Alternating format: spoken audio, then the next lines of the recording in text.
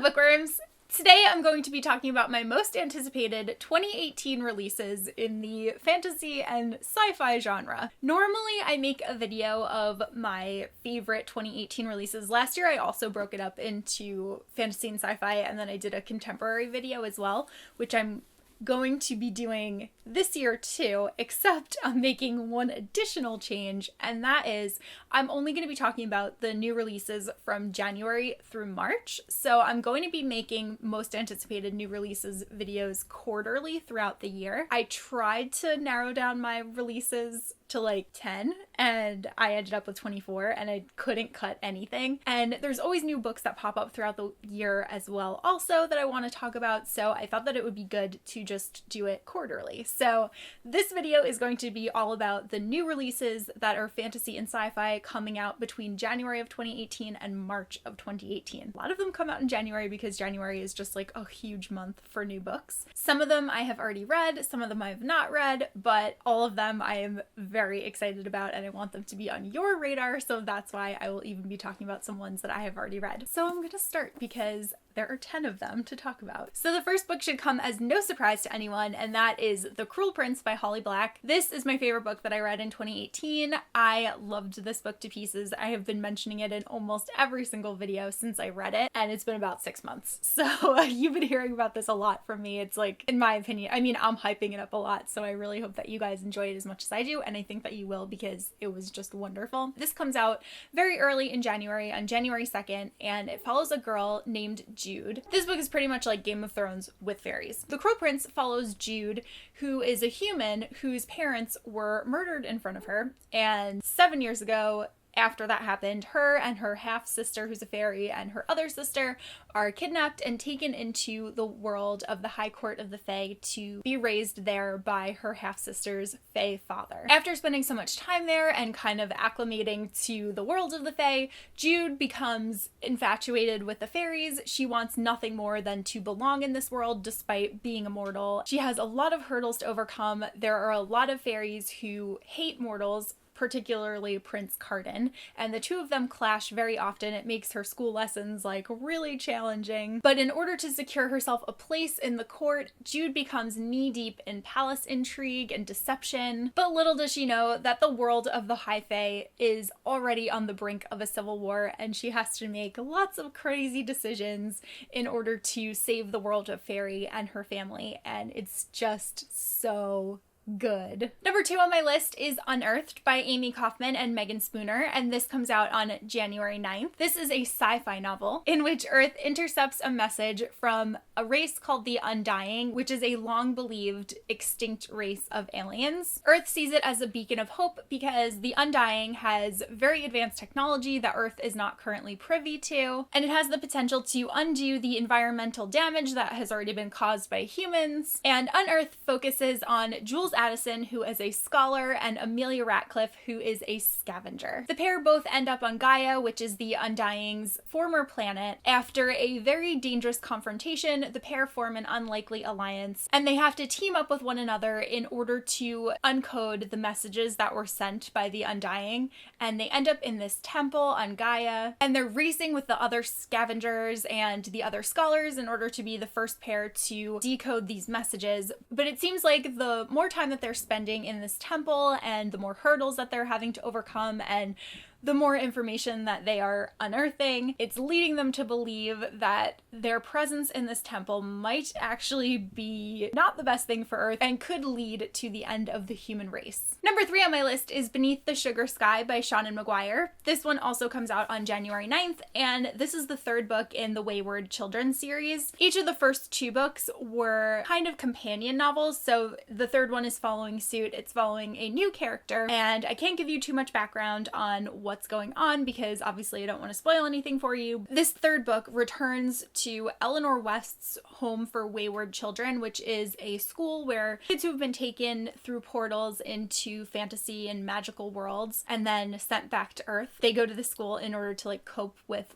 losing their magical world. And this third book is going to be kind of like a quest novel in order for one of the characters to try to bring her mother back from a non-magical world. The next book on my list is Truly Devious by Maureen Johnson, which comes out on January 16th. This is the first book in a new murder mystery trilogy. It's said to be good for fans of Agatha Christie. The synopsis actually reminds me a bit of The Westing Game. I'm not sure if you ever had to read that for school, but I did, and I really liked it. It takes place at a prestigious school called Ellingham Academy, which is a school for thinkers and inventors and artists. And shortly after the school was opened, the founder was kidnapped along with his wife and his daughter, and they were believed to be murdered, and it's like one of the oldest, most mysterious cases in history. The only clue that was left behind was a riddle about the different methods for murdering them, and it was signed Truly Devious. Then enter Stevie Bell, who is a new student that is attending Ellingham Academy, and she is a crime aficionado, and she's determined to solve this cold case. While she's busy trying to acclimate to her new school schedule and get used to her roommates, who all seem to be a little bit eccentric, Truly Devious makes a return to Ellingham Academy, and the murders of the past and what's going on in the present become intertwined, and it's all about Stevie trying to investigate and figure out what is going on.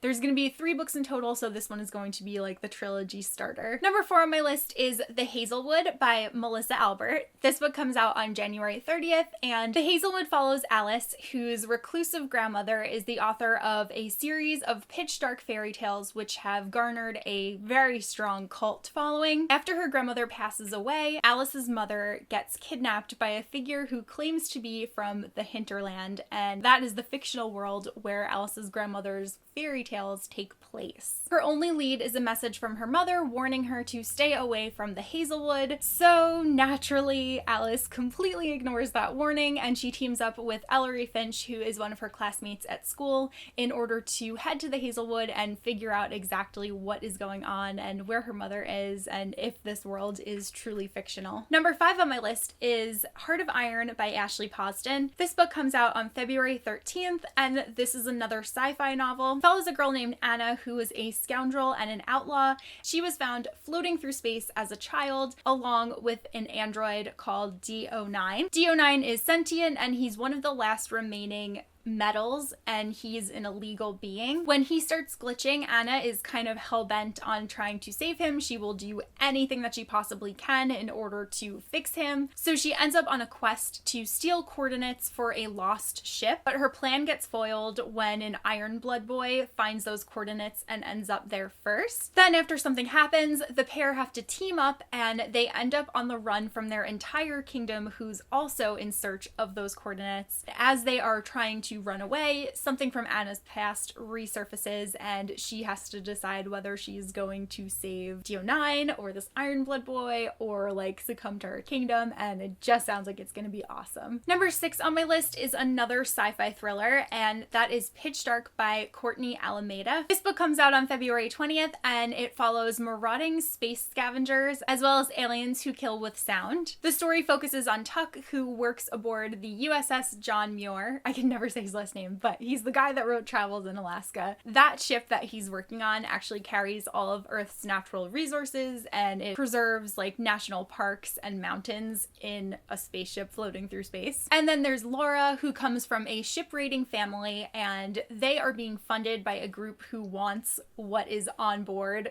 of Tuck's ship. Then these aliens show up that, as I said before, kill with sound, and Tuck and Laura have to team up with one another in order to try to save their own lives, their family's lives, the entire galaxy's lives, and they can only do so by battling and beating these mutant aliens. Number 7 on my list is The Bells by Danielle Clayton. This one also comes out on February 20th, and this is a novel that follows a girl named Camilla, who is a belle, and it takes place in the world of Orleans. And in Orleans, everybody is born gray, and beauty is seen as this commodity that everybody is trying to get. It's very valued, and the bells are the only people who can help transform people and make them beautiful. So Camilla is determined to be the best of the bells and to be chosen by the queen to live in her palace and to serve the royal court. Once she acquires that position and moves into the palace, she discovers that it is not everything that she was hoping that it would be. The palace is full of dark secrets, and Camilla Camilla ends up learning a lot more about her abilities and how they are far more dangerous than she ever could have possibly imagined. On top of that, the Queen asks Camilla to use her powers in a way that they were never intended to be used in order to help the ailing princess. And then Camilla is faced with this choice of whether she should remain true to herself and save herself and the bells, or use her powers in this way that they're not supposed to be used in order to help the princess and potentially change the way that the world is lived in, like, forever. Next on my list is Daughter of the Siren Queen by Trisha Levenseller, and this one also comes out on February 20th. Unfortunately, I can't tell you a synopsis for this book because it is the second book in a series, but I can tell you